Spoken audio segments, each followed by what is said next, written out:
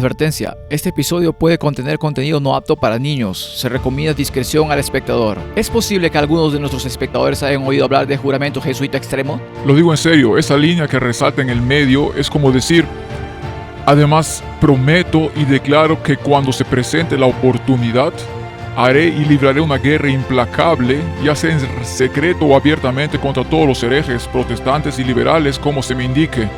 Y fue muy escandaloso porque mostró muchos medios engañosos que usarían para promover su causa y obtener medios para la orden.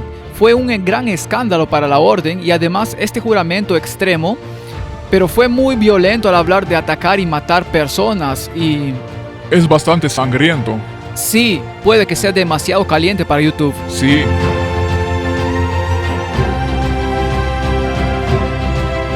¿Cómo están todos? Bienvenidos de nuevo a LED en vivo. Hoy tenemos a James Bowen con nosotros. Yo diría que es una verdadera enciclopedia andante cuando se trata de historia bíblica. También dirige el canal de YouTube Biblical Hub y hoy está aquí para hablarnos de los jesuitas, que son básicamente las fuerzas especiales de la Iglesia Católica Romana y el Vaticano. Si te gusta el nuevo orden mundial y estos grupos, las élites que dirigen el mundo, quédate. Y ¿piensas que estamos locos? También deberías quedarte porque creo que al final de este episodio estarás convencido de que hay algo más sucediendo detrás de escena. James, llévatelo. Gracias por invitarme hoy. Así que en caso de que tengas alguna duda sobre ya seas que los jesuitas están realmente en el poder hoy o cuán populares sean, echemos un vistazo. En términos simples, este país y este mundo se benefician de su compromiso con los principios jesuitas. Como graduado de otra gran institución jesuita, la Universidad Xavier, tengo un gran afecto por el valor y el propósito de la educación jesuita. Vaya. Sí, no hay dudas. Para aquellos que no lo saben, así era el presidente John Boehner en su época. Obviamente era un gran admirador de los jesuitas, pero... Antes de las falsificaciones. Cierto. Sí, en el 2016 se estrenó una película llamada Silencio. Quizás hayan oído hablar de ella. Creo que Andrew Garfield apareció, el mismo tipo que actuó en... Lo hizo después de hacer toda la película de Desmond II. Sí, exactamente. Y saben, popularizó a un par de jesuitas. Hubo una escena en particular que me llamó la atención y me recuerda a la crucifixión de alguna manera. Se les dio saque, mientras que el soldado romano ofreció vinagre al Cristo moribundo. Oré para que recordaran el sufrimiento de nuestro Señor y encontraran coraje y consuelo en Él.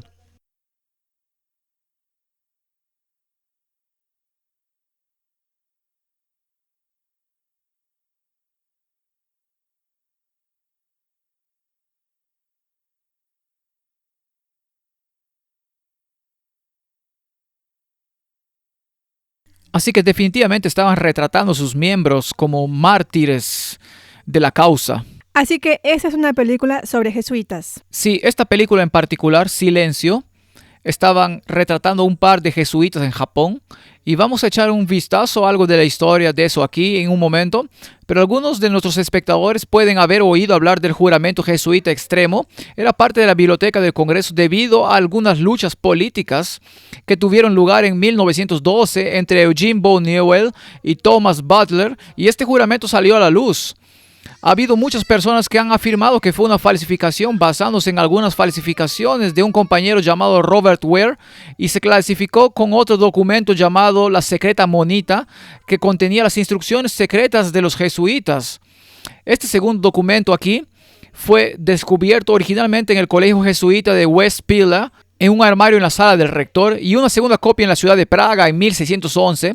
Ahora, Gretzer, uno de los jesuitas, afirmó que la monita era una falsificación y el problema fue que más tarde se encontró una obra en el Museo Británico escondida de 1596, 20 años antes de la supuesta falsificación, en la que se copia la secreta monita y fue muy escandaloso porque mostró muchos medios engañosos que usarían para promover su causa y obtener medios para la orden. Y así fue. Fue un gran escándalo para la orden y además este juramento extremo, y no voy a leer todo esto aquí porque solo voy a desafiar al espectador a que tal vez eche un vistazo y vea qué tipo de medios promoverían pero era muy violento al hablar sobre atacar y matar gente y... Es bastante sangriento. Sí, podría ser demasiado caliente para YouTube. Sí, quiero decir, la línea que resalta ahí en el medio es como hacer más promesas y declarar que lo haré cuando se presente la oportunidad y libraré una guerra implacable en secreto o abiertamente contra todos los herejes, protestantes y liberales, como me indican. La primera vez que oí hablar de los jesuitas fue en realidad cuando leí el libro El conflicto de los siglos, que es realmente solo una pieza histórica. Como esta autora, Elena de White, ella cita a historiadores. Esta no es nuestra propia agenda o ideas ni nada. Y mucha gente ha sido bendecida por eso, incluyéndome a mí. Y ahí es donde estos historiadores describen cómo los jesuitas fueron puestos en su lugar para contrarrestar la reforma que estaba sucediendo, ¿cierto? Martin Luther, Zwinglio, John Wesley, todas esas personas que dieron un paso al frente y compartieron la verdad de lo que sea que la Iglesia Católica Romana esté enseñando que no es bíblico, y los jesuitas llegaron y se mezclaron en secreto con los protestantes y se unieron a sus iglesias para luego contrarrestarlos. Sí, hace poco tuve una discusión con un católico sobre este asunto porque estaba intentando demostrar desde el ChatGPT que estaba preguntando a ChatGPT, ¿los jesuitas son reales? Y por supuesto ChatGPT estaba tratando de decir que es inconsistente con las enseñanzas jesuitas y no representa lo que Roma enseñó. Pero con ese fin echemos un vistazo a algunos de esos documentos. Este es el Pontificale Romanum y contendría en él el juramento de Avod. Pueden ver la conexión aquí con Clemente VIII y Urbano VIII también. Y una de las partes del juramento de Avod era: juro que a los herejes cismáticos y rebeldes ante nuestro Señor, el Señor Papa o sus sucesores, los perseguiré y abatiré con todo el poder posible. Propos e persecusa impugnabo. De acuerdo, así que el Señor es el Papa. Bueno, eso era parte del derecho canónico y distinguía 96 de los decretums gratiani, los decretos de la gracia, pero tienes que recordar el contexto en el pasado cuando se publicó el juramento jesuita. Había mucha gente que estaba legítimamente preocupada por lo que los católicos querían para Estados Unidos. Por ejemplo, en el registro católico leemos que no hay delito que el devoto guerrero tenga contra nosotros, de los cuales no debemos declararnos culpables. Dice, estamos tratando de hacer de los Estados Unidos un país católico y ciertamente estamos haciendo todo lo que está a nuestro alcance para lograrlo. Vaya. Y miren quién está dirigiendo el sistema judicial ahora mismo. Todos los ¿cómo se llaman? ¿La Corte Suprema? Sí, la Corte Suprema. Los jueces son católicos en una nación que fue fundada como una nación protestante. ¿Por qué?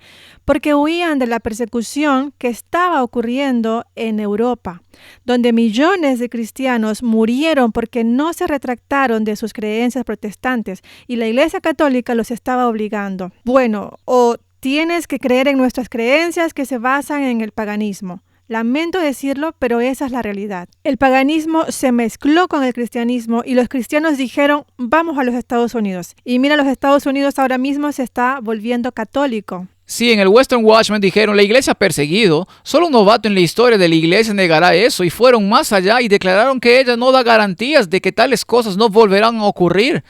Así que fueron muy audaces en su idea de la iglesia ha perseguido, podemos hacerlo de nuevo si nos sentimos amenazados. Y hubo estímulos interesados en el Congreso Registro, similar al del Detroit Journal, donde se menciona que cuando la iglesia necesitaba hombres armados para alistarse como cruzados, los hombres de la iglesia tomaron al hombre los mosquetes y el sable y obedecieron las órdenes de la iglesia. Cuando la iglesia quiso deshacerse de Sars, ya que los fieles se levantaron en masa y los extinguieron, la iglesia puede tener que recurrir a ustedes para defender sus derechos en este país. Y sé que los jóvenes obedecerán a la iglesia y tomarán las armas para exterminar a los enemigos de la iglesia católica romana. Lo que mucha gente no sabe es que la Iglesia Católica Romana en el Vaticano es un sistema político. Gobernaban sobre reyes. Los reyes se inclinaban ante el Papa. Fue debido a la Revolución Francesa que el Papa fue destituido en 1798. Fue entonces cuando se destituyó al Papa y se convirtió en una institución religiosa. Pero, ¿cuántos cristianos dicen no? Queremos un sistema combinado de Iglesia y Estado. Eso es peligroso y vemos por qué.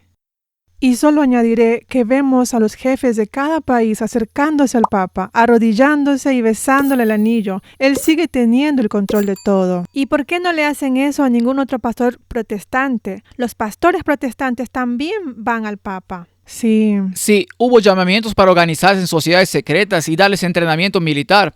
Este fue el Papa León VIII, citado en el periódico cristiano de julio de 1914, pero en realidad este tipo de organización, fuerza militar y coerción fue algo que comenzó hace mucho tiempo. Una de las cosas que leí de este libro, El conflicto de los siglos, es que en el siglo XIII se estableció la máquina más terrible del papado, la Inquisición. Y hubo muchas cosas sobre la Inquisición, creo que están siendo minimizadas hoy en día. Pero sí, regresamos al manual del inquisidor en sí, de Nicolás Emmerich. Esta fue una de las propuestas en la página 199. Toda la ciudad debe ser quemada a causa de los herejes que viven en ella. Quien quiera puede capturar y matar a cualquier hereje.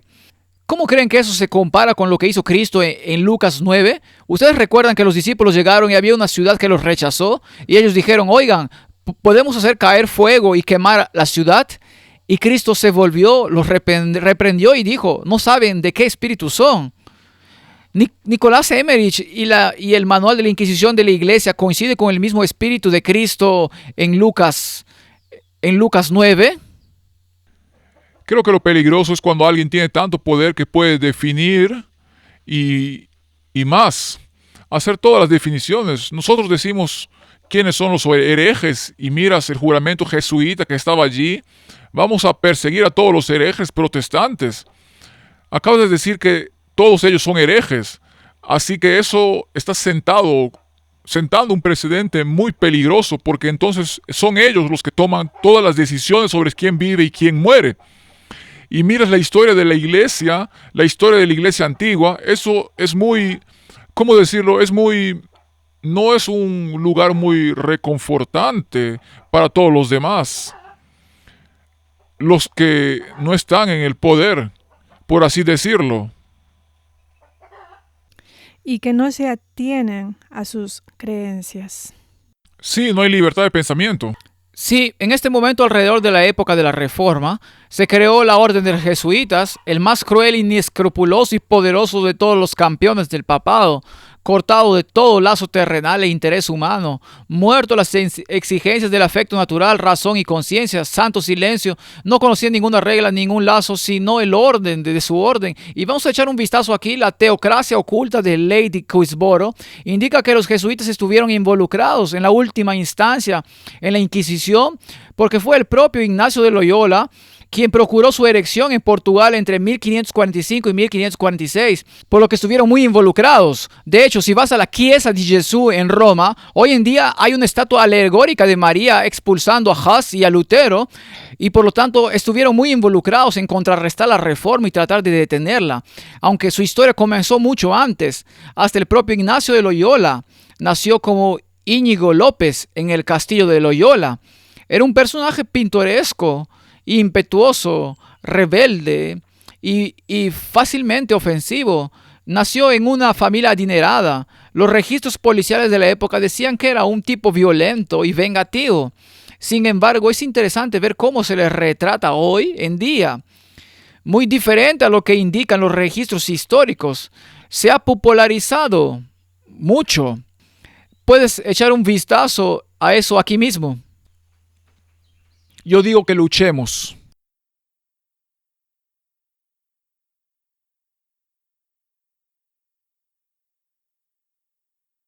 Quiere convertirse en peregrino. Quiere ir a Jerusalén y mendigar para llegar allí como los santos peregrinos de antaño. Pero eres un Loyola. ¿Qué dirá la gente? Si pudieras escuchar la voz de Dios, ¿querrías mantenerlo en secreto? ¿Sabes de lo que es capaz este consejo? ¿De verdad quieres morir? Así que ese consejo allí era en realidad la Inquisición. Él mismo fue llevado a juicio por ser parte de los alumbrados, que eran los Illuminati en ese momento. Pero en lo que sucedió al principio de ese asedio en Pamplona, su pierna fue destrozada por una bala de cañón y finalmente sus sueños de guerrero cesaron. Y entonces se encontró yendo a las montañas de Montserrat para visitar una imagen, y este es el monasterio que está ahora allí en Montserrat.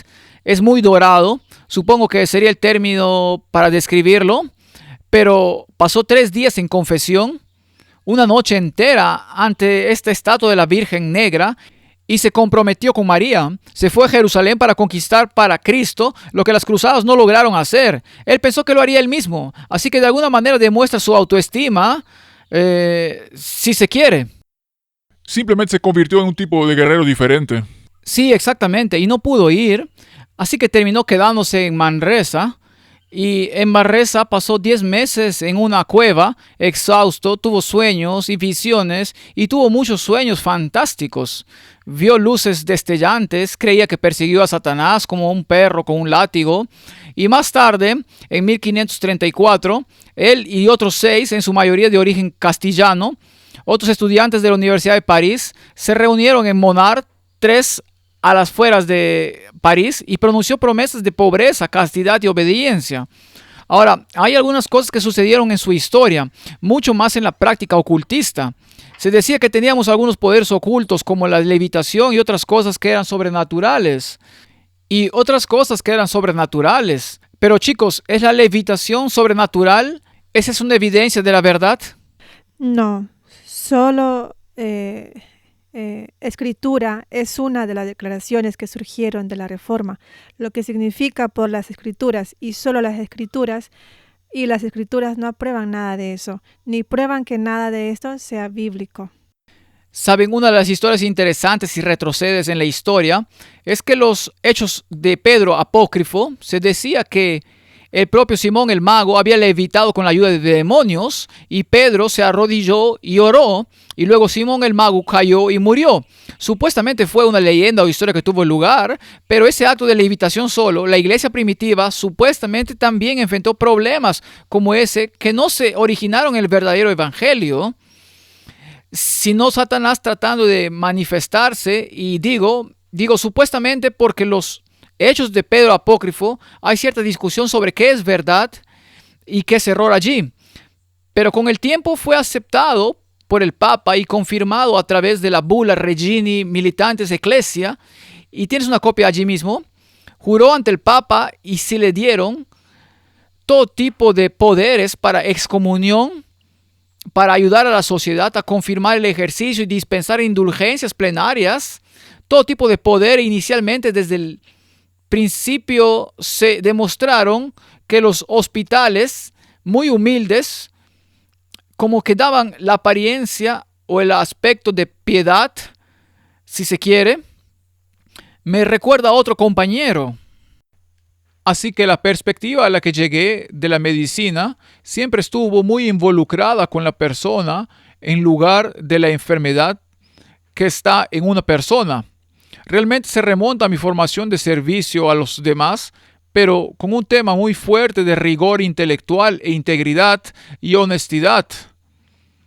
Y que de nuevo es algo que no elegí deliberadamente.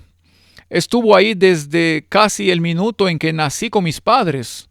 Y luego la idea de entrar en un largo periodo de educación con los jesuitas fue muy natural para llevarme a donde estoy hoy. ¿Saben eso acerca de Fauci? No sabía eso sobre él, pero sé que en las logias, masones, así como en los jesuitas, tienen como primer movimiento ir a la comunidad y hacer trabajo comunitario para obtener una reputación de amabilidad y bondad. No solo para poder tener ese tipo de disfraz debajo de todo lo que hace, sino también para, no lo sé, obtener información por lo general. Me parece muy interesante porque estoy segura de que algunas personas dirán, oh, mira al Papa, es un Papa jesuita y mira cuánto bien hace. Pero así es literalmente como se establecieron los jesuitas. Como decías, se estaban infiltrando en el sistema educativo, se estaban infiltrando en las iglesias. Se suponía que debían parecer piadosos por fuera para que sean engañados, ¿verdad? ¿Y no dice la Biblia que tengáis cuidado con los leones y las pieles de oveja? Y eso es exactamente lo mismo, y lo mismo con Jonathan Rooney, quien interpreta a Jesús en The Chosen, que es jesuita. Y si ves nuestro documental que tenemos en nuestro canal de YouTube gratis sobre de Chosen, verás que admite ser también un caballero templario, lo cual está a la par con un masón de grado 33. Así que búscalo. Sí, estos hombres también eran conocidos por cierto fanatismo, así que Xavier, uno de los primeros jesuitas, fue solicitado por uno de los pacientes para raspar un absceso y se sintió bastante aprensivo al respecto, así que se llevó la mano que estaba cubierta con la materia retenida a la boca para poner su autocontrol a prueba extrema, así que esta era la idea de simplemente moldear la voluntad hasta la sumisión total, y había otras historias de ellos. Acostado en la cama de un hombre que tenía pediculosis, que estaba cubierto de alimañas, todo tipo de cosas extremas que estaban sucediendo. Nunca he leído una historia sobre ninguno de los evangelios o la iglesia primitiva o Cristo haciendo cosas tan extremas. Ese no era el tipo de prácticas de fe que tenían o prácticas de curación. Establecieron escuelas. Así que había escuelas que usaban para educar a las masas en decenas de idiomas en la India y en Japón. Al principio solo se permitieron 60 de ellos, pero más tarde, con la bula Expositus Debitum de Julio III, en 1550, terminaron llegando más de ellos. Se convirtieron en los maestros de la gente. Mateo Rick es un excelente ejemplo de cómo se infiltraron en el sistema judicial y en última instancia tuvieron un gran impacto con la Contrarreforma, y estos fueron 3 jesuitas que estuvieron muy involucrados. Tienes a Alcázar, Francisco Rivera y Manuel Lacunza. Alcázar siendo el que realmente introdujo el preterismo, y Lacunza y Rivera definitivamente el futurismo. Y una de las cosas que me parece interesante es la venida del Mesías en gloria y majestad.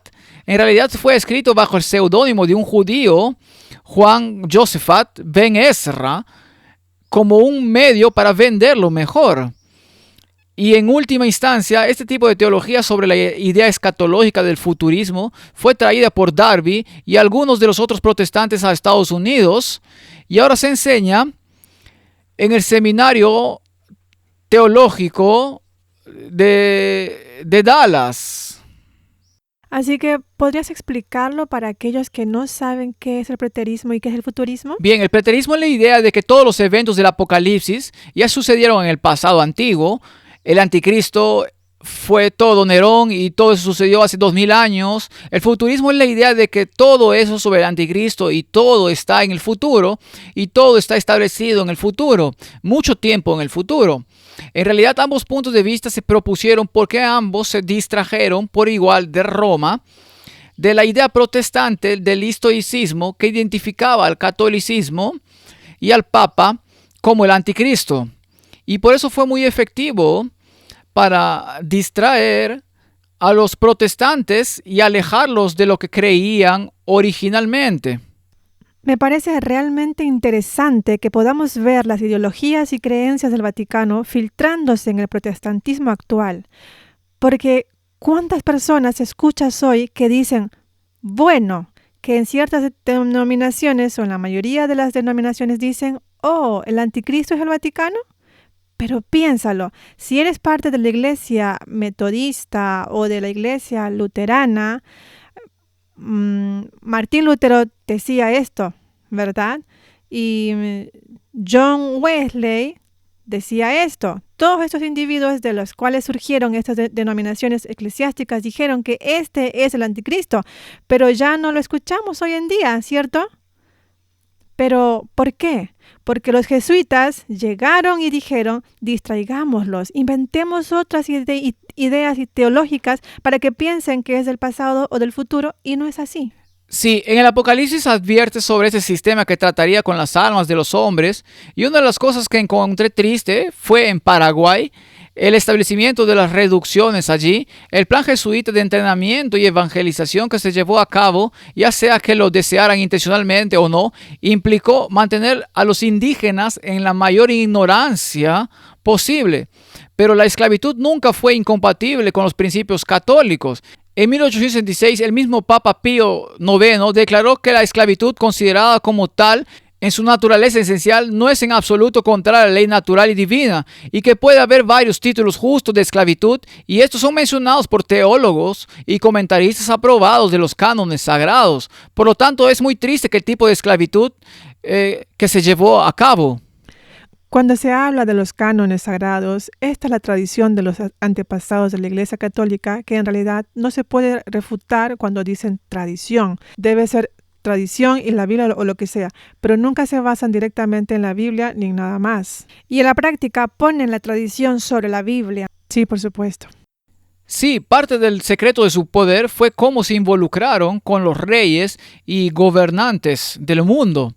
Luis XV era homosexual, su confesor era jesuita, y fue a través del confesionario que pudieron conocer los secretos de Estado, pero también ejercer influencia sobre aquellos con poder para manipular a los gobernantes del mundo.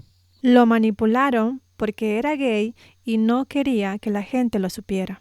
Bueno, no voy a hacer algo que no pueda respaldar explícitamente desde los escritos, pero piensen en el tipo de poder que tienen, si tienen algún pecado secreto en su vida, que confiesan a alguien y ellos tienen los medios para aprovecharlo y hacer lo que quieran con él. Crea un sistema muy poderoso que es muy peligroso. Sin embargo, se fundaron sobre una estructura donde había jesuitas que respondían a un provincial y superiores que respondían al general en este orden aquí.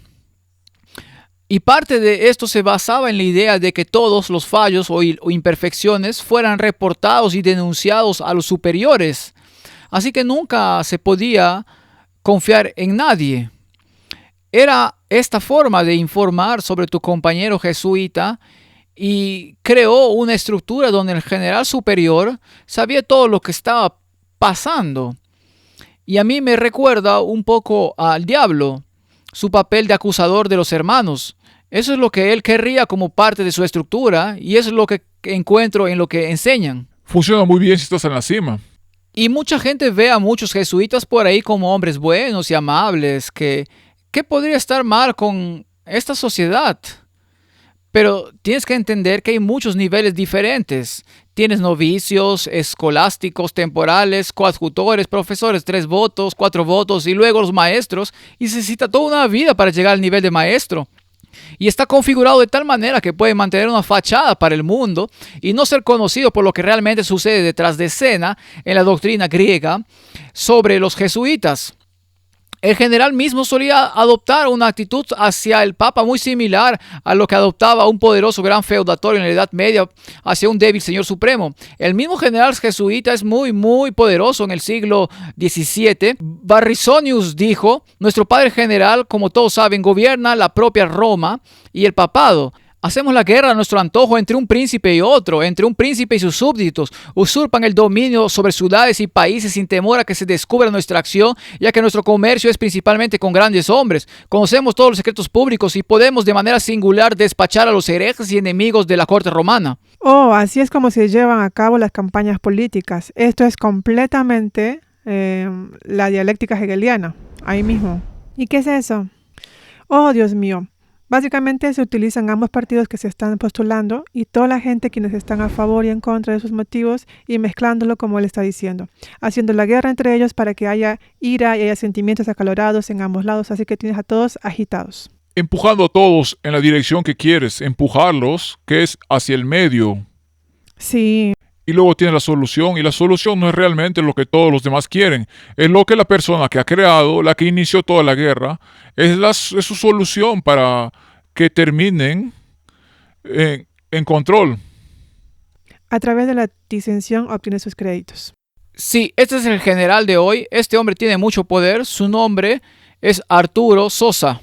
Ahora, este es el Papa Negro, ¿correcto? Sí, este es el general jesuita de hoy. ¿Y qué significa el Papa Negro? Tienes al blanco que se propone ser el hombre amable y amoroso que está en el Vaticano. ¿Francisco? Sí, y tienes a este hombre que en realidad está moviendo todos los hilos del Papa Blanco y el Vaticano y todos los demás en el mundo y la propaganda que se ha mencionado. Que se ha mencionado. Sí, es interesante que nadie haya oído hablar de este hombre. Por supuesto que no. Así que el otro es la cara y este hombre es en realidad el comandante. Interesante. Si estás en una sociedad secreta, no hablas de eso. No se supone que lo sepas. Es como el Club de la Lucha. La primera regla del Club de la Lucha es no hablar del Club de la Lucha. Es lo mismo con Skull and Bones y todos esos tipos. Es como, si eres parte de él, no hablas de eso, ¿verdad? Sí, una de las cosas que pasó es que llegó a tal punto que el italiano Acquaviva se convirtió en el padre general, Dios humano para ser besada como el dedo del Papa. Así que tenías que mostrar deferencia al general y al padre Dosa. Blasfemamente predicó que en los últimos días Dios nos ha hablado por su hijo Ignacio, por quien lo ha designado heredero de todas las cosas, por quien también hizo el mundo. ¡Wow! Haciendo a Ignacio Loyola Jesús. Es lo que están diciendo. Eso es blasfemia, como dijiste. Se convirtieron en un problema político en toda Europa. Había imágenes como esta del Papa avivando las llamas que quemaron Londres e iniciando incendios en todos los países, estando involucrado en cosas. Los gobernantes de Europa se cansaron tanto que finalmente los expulsaron de París, Portugal y España. Creo que también los expulsaron de Japón. No me cites, pero estoy bastante segura de que intentaron expulsar a todos los extranjeros y hubo presión. Tu padre me contó sobre esto. Hubo presión para que los dejaran regresar porque los jesuitas querían regresar. Sí, en 1762 podemos ver aquí mismo que hubo una denuncia en la prensa hostil y en 1767 hubo órdenes secretas abiertas al amanecer donde todos los miembros de la Compañía de Jesús, de los dominios españoles, de Carlos I, y confiscaron todos sus bienes. Querían que todos fueran expulsados y la frase final decía: si un solo jesuita, aunque esté enfermo o moribundo, todavía se encuentra en el área bajo su mando después del embarque, prepárese para enfrentar una ejecución sumaria. Así que Europa estaba tan cansada de toda la intriga, estaban hartos. Por eso no los querían en América también. Sí, y finalmente fueron reprimidos bajo el Papa Clemente XIV, quien emitió una suspensión en su Dominus ac Redemptor Noster aquí mismo, y no pasó mucho tiempo antes de que fueran reavivados, y el Papa Pío VII puso a los jesuitas de nuevo al poder. Era el mismo Papa que estuvo en la crisis de la viruela, así que casi tuvieron una pandemia masiva en su época, y esa fue una de las cosas que también sucedió en ese momento. Los jesuitas volvieron al poder. Me pareció una coincidencia interesante, pero había gente en Estados Unidos que sabía de los peligros de esa orden. John Adams no estaba contento con el Renacimiento.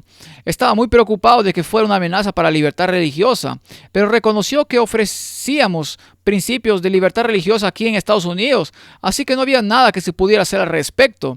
Pero una de las cosas que realmente me preocupa es lo que esta gente realmente creía.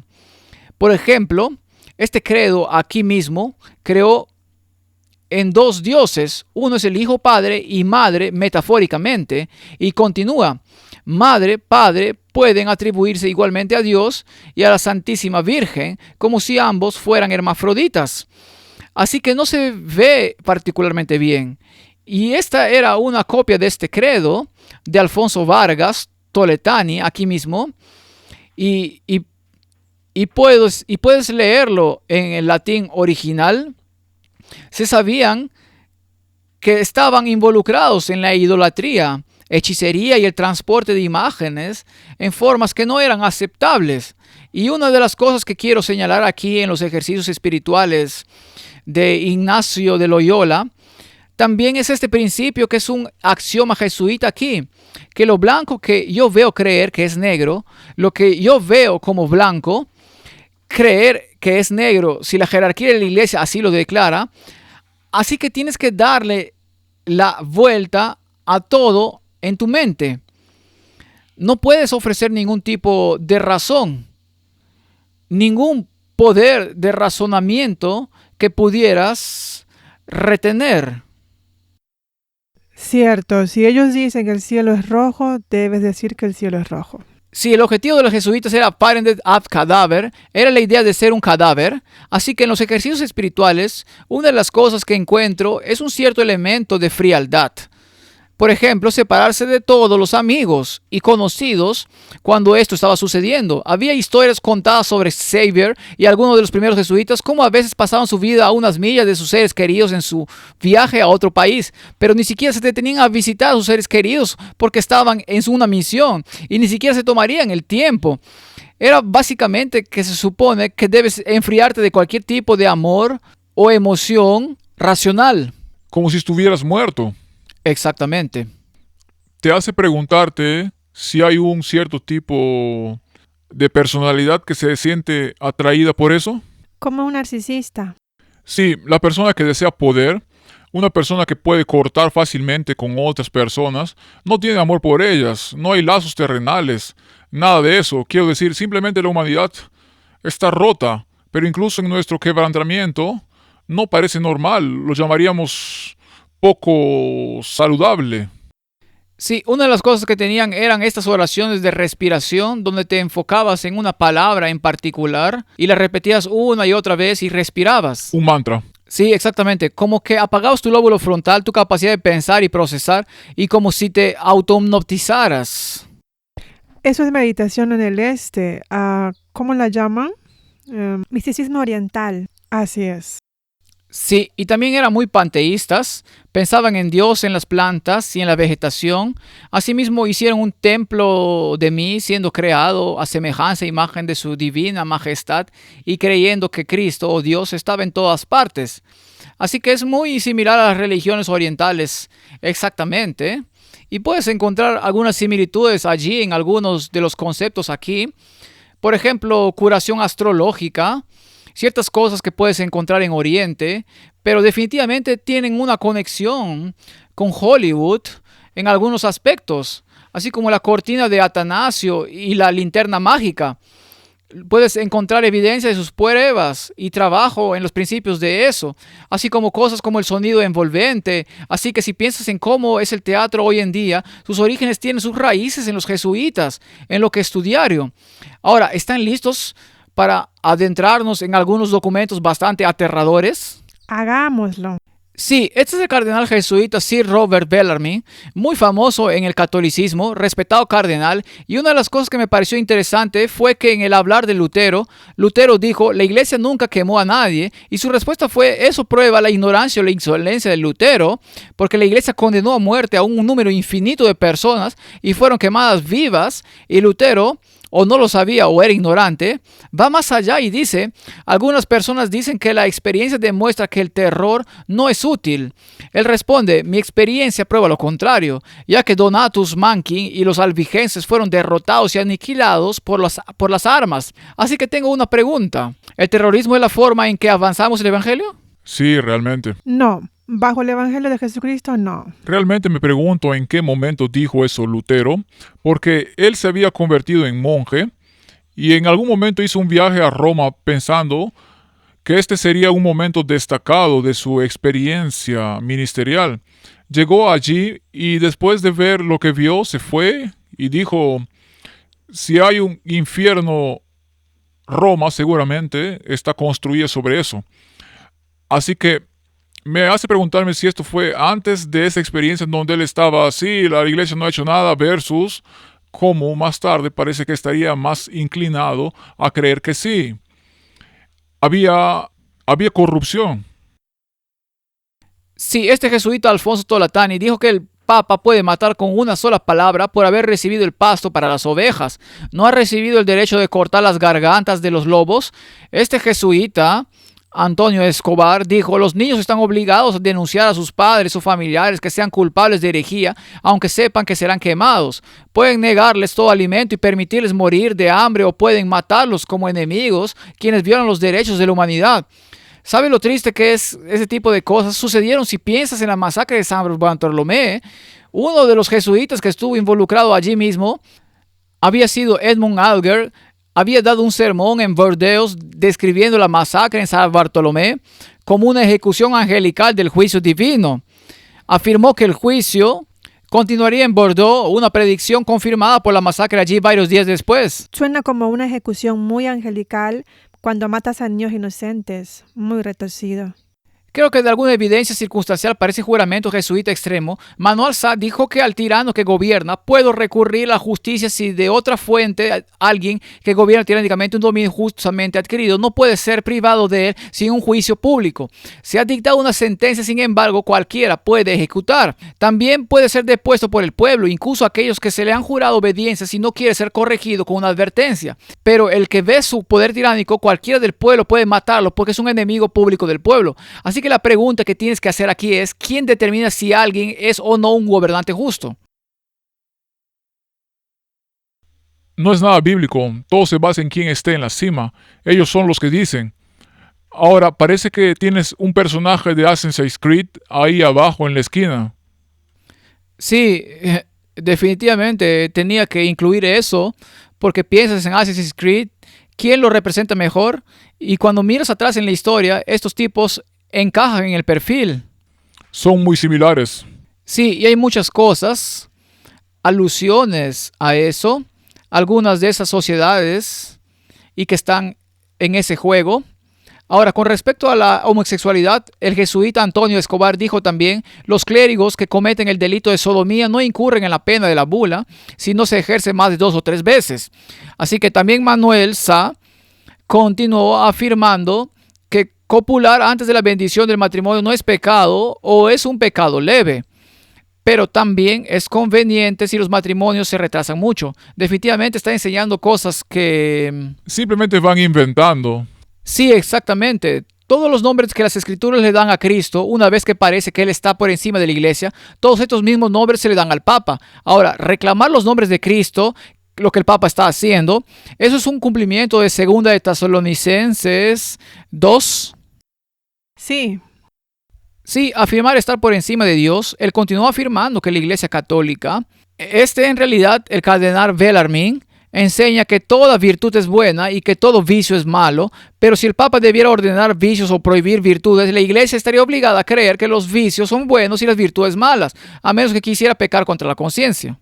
Una declaración muy interesante. Me recuerda el Decretum Gratiani 40, con el que Martín Lutero tuvo un problema, lo que básicamente decía que el Papa podía llevar a todo el mundo al infierno y que ningún hombre podía juzgarlo. ¡Wow! Él está por encima de Dios, por encima del juicio. Sí, y tiene una filosofía que el fin justifica los medios. No hay moralidad en eso. Y creo que es una filosofía muy frustrante que esa gente propaga. Pero tiene sentido si miras su juramento, que es: haremos lo que sea necesario para lograr nuestro objetivo y estamos justificados en hacerlo. Justificados en hacerlo. Sí, este jesuita aquí dijo, es un nuevo privilegio que Cristo agregó a través del sacramento. Uno puede ser justificado sin amor. Quiero decir, eso está en la cara del capítulo del amor. Simplemente no cuestiones nada de eso, simplemente hazlo. Sí, continuaron diciendo cosas como esta. Es lícito usar el conocimiento adquirido con la ayuda de un demonio. Ese es Escobar justo ahí, y allí hubo una pregunta que se le hizo a Antonio Escobar. ¿Los sirvientes pueden robar en secreto a sus amos tanto como consideren que valen los trabajos? Y él dijo, si por alguna razón no pueden obtener igualdad y corte de forma independiente, podrían compensarse extrajudicialmente en secreto. Es simplemente ilegalidad. Eso es todo lo que es ilegalidad. Solo está diciendo, haz lo que tengas que hacer en cualquier situación y está bien. Sí, y luego también que quieran incluso usar demonios para hacer eso. Esto realmente muestra la ilegalidad. No es cristianismo. Sí, las cosas demoníacas, ¿a quién sirven? Bueno, la hechicería y todo lo que mencionaste antes está ahí mismo. Sí, y se pone aún peor. Isaías 8:20 leemos, a la ley y al testimonio, si no hablan conforme a esto es porque no les ha amanecido. Pero esta en particular, Petro Alagona, dijo, si Dios dice que asesinemos, robemos y forniquemos, es nuestro deber. Vaya, esto es a lo que me refiero. Estábamos hablando antes de que pusieron la tradición sobre la Biblia, ¿cierto? Y es por eso que se llamó la Edad Oscura, porque ocultaron todas las escrituras a la gente común y dijeron, bueno, solo el clero de la iglesia puede interpretar la Biblia, que estaba en latín, que no era el idioma de la gente. Lo que significa que yo puedo, el clero puede decirte lo que significa en función de lo que quieren que signifique. Pueden sacarlo de contexto. Sí. Este de aquí, Richard R. de King, sugirió que si alguien consulta las estrellas, la adivinación puede estar libre de todo pecado, y con ese fin podemos ver que esa aceptación de la astrología se refleja. Jan Dixon, psíquico americano, dijo: cuando era niño me enseñó astrología caldea un hombre sabio y maravilloso, un sacerdote jesuita, el padre Henry. No veo cómo alguien puede decir que la astrología estaba equivocada. Después de todo, él era un hombre de Dios.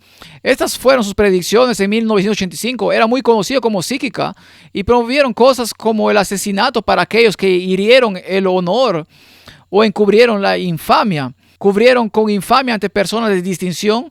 No solo es lícito ofrecer o aceptar duelo, sino que también puedes matar en secreto a un calumniador.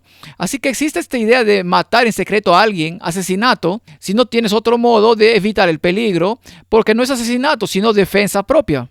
Entonces, ¿dónde está el...? Ama a tus enemigos, bendice a los que... ¿Dónde está eso? Pero también cuando hablan de que el asesinato siendo premeditado, así no es defensa propia, en realidad es asesinato. Sí, dicen cosas como causas masculinas de lujuria. Las violaciones masculinas no están sujetas al castigo de la ley ordinaria. O cosas como si un hombre se convierte en una molestia para la sociedad, el hijo puede matar legalmente a su padre. Muestra mucho qué tan lejos llegaron. Ahora, este es un cuestionario aquí mismo. Vean si pueden recordar el texto de las escrituras aquí. Tabernas dice que la niña no peca si por peligro evidente de muerte o gran infamia no ahuyenta al violador, sino que simplemente tolera la relación sexual, y esta proposición es sostenida por más de 50 autores. ¿Ustedes recuerdan lo que dice la Biblia sobre que si estás bajo ataque, qué tenías que hacer? Tenías que gritar. Sí, Deuteronomio 22:24 había un mandato que la mujer tenía que gritar pidiendo ayuda y al menos hacer ese intento. Así que en este caso lo que están diciendo es como, bueno, si estás siendo violada como mujer, simplemente sigues adelante y lo toleras y no dices nada. Y finges que todo está bien. Suena muy normal para mí, no realmente. Sí, este jesuita en particular, Clary Bonarchius, dijo este poema en particular aquí mismo. A mí me parece un poco pervertido cuando compara los pechos de María y la mezcla de la leche con la sangre de Cristo, como si este cordial pudiera tomar un alma pecadora. Es blasfemo. Sí, estaba a punto de decir que esto me suena tan ocultista. Sí, este jesuita aquí mismo habló sobre el suicidio y habló de los estoicos que han mantenido que la autodestrucción en la causa de nuestro país es honorable. Adoptaron una posición muy diferente sobre el suicidio. Este Antonio Casnedi dijo: haz lo que tu conciencia te dice que sea bueno y ordenado. Si a través de un error invencible crees que mentir o blasfemar es ordenado por Dios, blasfema. Está bien, entonces, espíritus familiares que te parecen familiares, pero te dicen que hagas ciertas cosas y se meten en tu cabeza. En realidad son Satanás y sus demonios. Simplemente lo harás. Quiero decir, podríamos acortar eso. Haz lo que quieras. Está bien, sí, haz lo que quieras, ese es el todo de la ley, así que no hay un estándar moral. No hay un estándar moral. Este dijo aquí mismo, en realidad este es Blaise Pascal, que era un católico opuesto a los jesuitas, escribió sobre Leonard Lessius, quien hizo esta declaración, donde Lessius declaró en el artículo 4 de sus preceptos sobre el decálogo: las mujeres no pecan mortalmente si se ofrecen para ser vistas por los jóvenes, por quienes creen que ser codiciadas vergonzosamente. Así que estaba bien apoyar una apuesta de fornicación hasta ese grado, una gran preocupación y más evidencia del hombre de pecado. Ahora, este libro, para cualquiera que esté interesado en el siglo XIX, fue escrito por un masón de grado 32 llamado De Ingeniería de Cuerpos del Infierno o Zapadores y Mineros de Roma, y tiene todo tipo de citas adicionales en inglés de los casuitas jesuitas. Por ejemplo, este de aquí de abajo: ¿puede una mujer ocasionar un aborto? Y da algunos ejemplos aquí arriba, donde si una mujer joven ha sido seducida y se arrepiente de su adulterio juvenil, puede, antes de que el feto esté animado por miedo a perder su honor, que es más preciado que su propia vida, cometer un aborto. Así que sí. Eso va a enfadar a muchos cristianos y espero que así sea. Espero que la gente, si está viendo esto en casa, espero que vea que está sucediendo algo realmente aterrador y esto es solo un hecho tras otro. Así que este es un libro completo de situaciones en las que realmente puede ir en contra de la palabra de Dios por cualquier motivo. Sí, este libro en particular fue escrito por un masón de grado 32. Estaba protestando contra algunos de los jesuitas. Lo que mucha gente no sabe es que en lo más alto se dijo que en el siglo XIX el líder de los masones era en última instancia el Papa. Estaban conectados en lo más alto, pero trabajaban juntos como una especie de dialéctica hegeliana, como dijiste, dos sociedades secretas que luchan entre sí por el mismo fin. Es como si estuvieran escribiendo un manual de ética situacional. Sí, eso es a lo que se referían los casos. ¿A qué se puede hacer en un caso específico y distorsionar la ley de Dios? Ahora, uno de los ejemplos que encontramos del tipo de asesinato que cometieron es una historia interesante del siglo XIX. Se trata de Charles Quinicke, un sacerdote converso al protestantismo que escribió un libro titulado 50 años en la iglesia de Roma, un libro increíble que recomiendo, pero ¿sabes? Escribió sobre una de las cosas fue que su abogado, quien lo defendió, era un joven, Abraham Lincoln, y le advirtió a Lincoln que más tarde no se había hecho amigo de los jesuitas al defender a este sacerdote y que iban a buscar su vida. Y más tarde descubrimos que todos los católicos involucrados en la conspiración para matar a Abraham Lincoln, todos eran católicos. Y uno de ellos era el líder John H. Surratt. Fue arrastrado hasta Roma en el ejército privado del Papa en los Zweig. Y ese era su uniforme papal allí mismo. Puedes verlo, así que hubo algunas dudas sobre alguna participación y en 1922 la verdad suprimida sobre el asesinato de Abraham Lincoln de Burke McCarthy. Puedes leer sobre todos los detalles de eso ahora. Ahora, ten en cuenta que esto es en 1922. Ella dice en ese libro que el siguiente paso en el gran plan del Vaticano es hacer la guerra entre este país y Japón después de este último país haya sido puesto bajo pleno dominio de los jesuitas, por lo que querían regresar a Japón. ¿Y qué encontramos unos años después de 1922? Pearl Harbor. Pearl Harbor. Sí, hay una cita de Abraham Lincoln donde dice que la guerra, refiriéndose a la guerra civil, nunca habría sido posible sin la siniestra influencia de los jesuitas. Y luego también Samuel Morse, el que inventó el código Morse, también dijo de los jesuitas: nuestra sociedad secreta una especie de orden masónica con características súper añadidas de repulsiva odiosidad y 1000 veces más peligroso. Había otro sacerdote en 1913, Jeremías Crowley, que escribió sobre el Papa, jefe de los esclavistas blanco y sumo sacerdote de la intriga, que dijo que Roma ahora está incitando a Japón a anexar los mares de México, en las Filipinas, en Hawái y Alaska, y eliminar a los Estados Unidos. Ahora, esto es en 1913 y nuevamente mucho tiempo antes de que ocurriera Pearl Harbor, pero parece espeluznante cuando miras hacia atrás a través del lente de la historia. La Segunda Guerra Mundial. Hay muchas cosas preocupantes sobre la Segunda Guerra Mundial. Una de las cosas que leímos de Rauschning, el jefe del gobierno de Danzig en 1939, fue que Hitler declaró: aprendí mucho de la orden de los jesuitas. Hasta ahora nunca había habido nada más grandioso en la tierra que la organización jerárquica de la Iglesia Católica. Transferí gran parte de esta organización a mi propio partido. Walter Schilling, ex jefe del contraespionaje nazi, indicó que la organización SS, constituida por Himmler, según los principios de la orden jesuita, sus regulaciones y ejercicios espirituales, prescritos por Ignacio Loyola, eran el modelo que Himmler intentó copiar exactamente. Exactamente, vaya.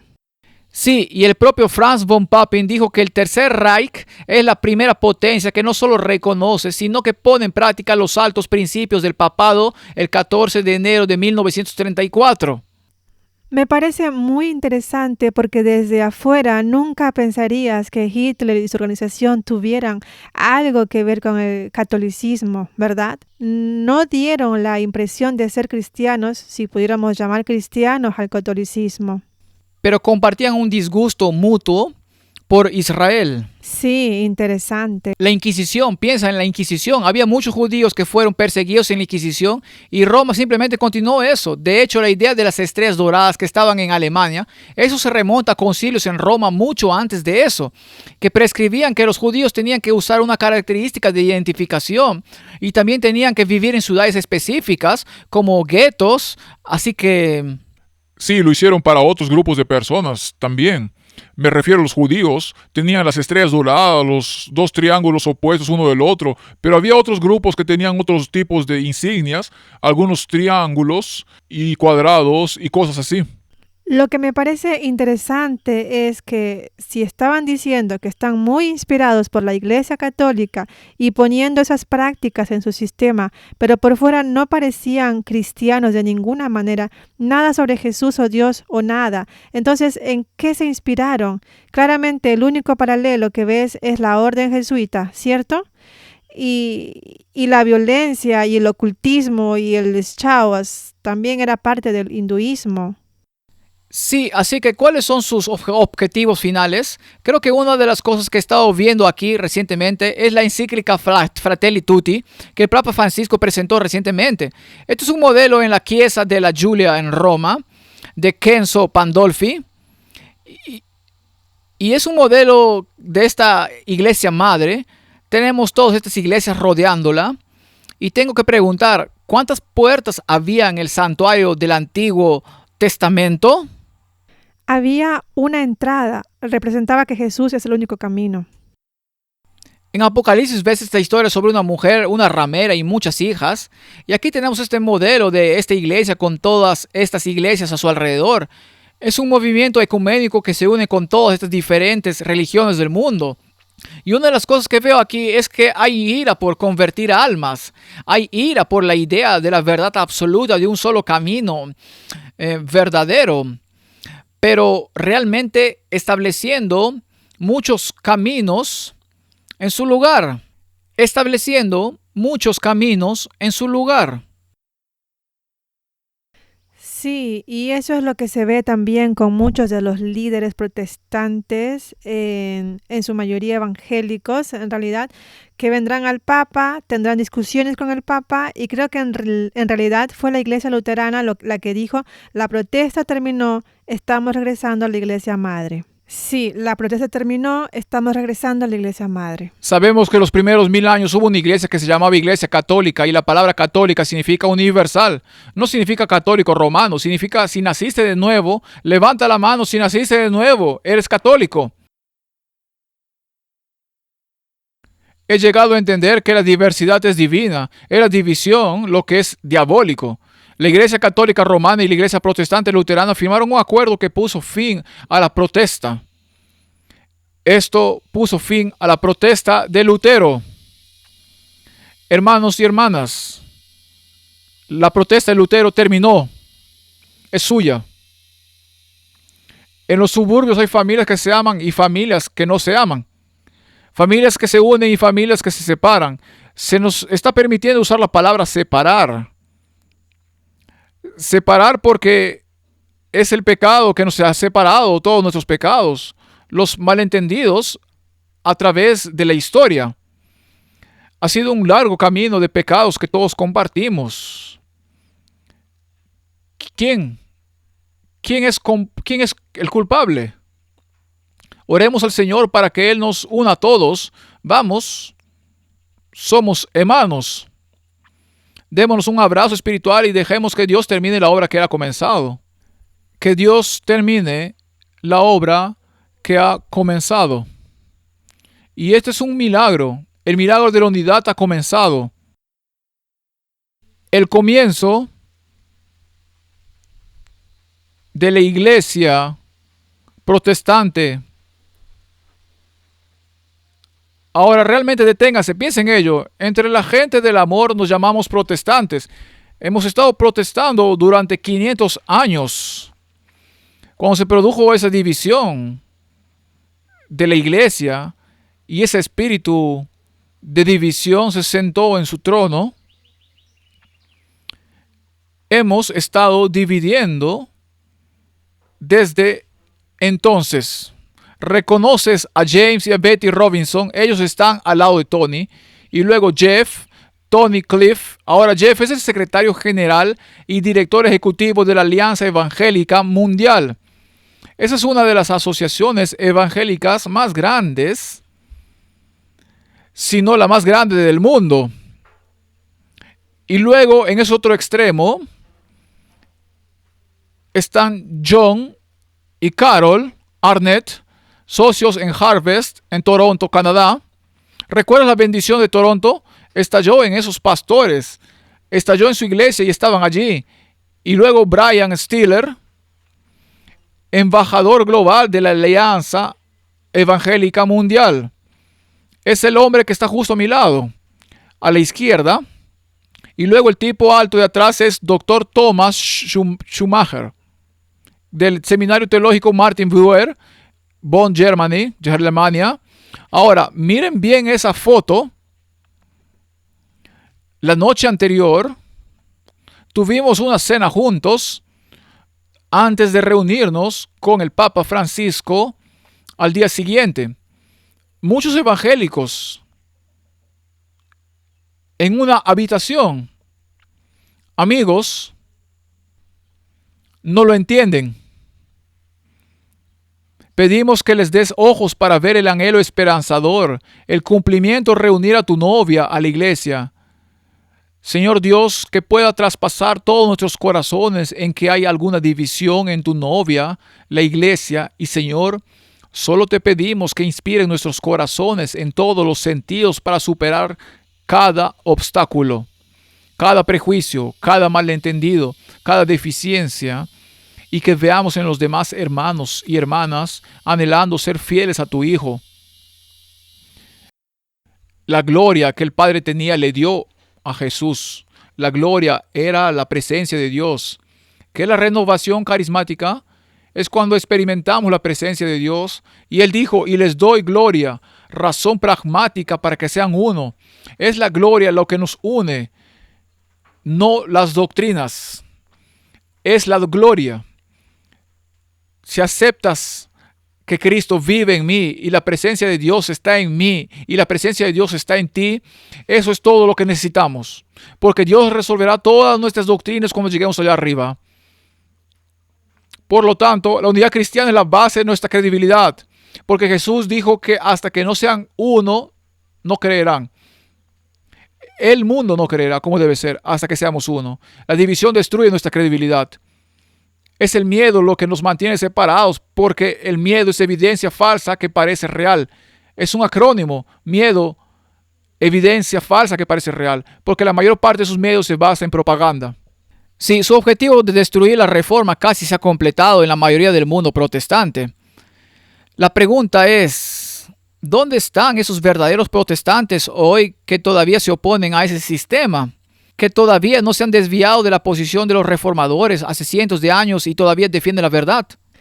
Vaya, me alegro mucho de que hayas venido, James, porque sabía un poco sobre los jesuitas.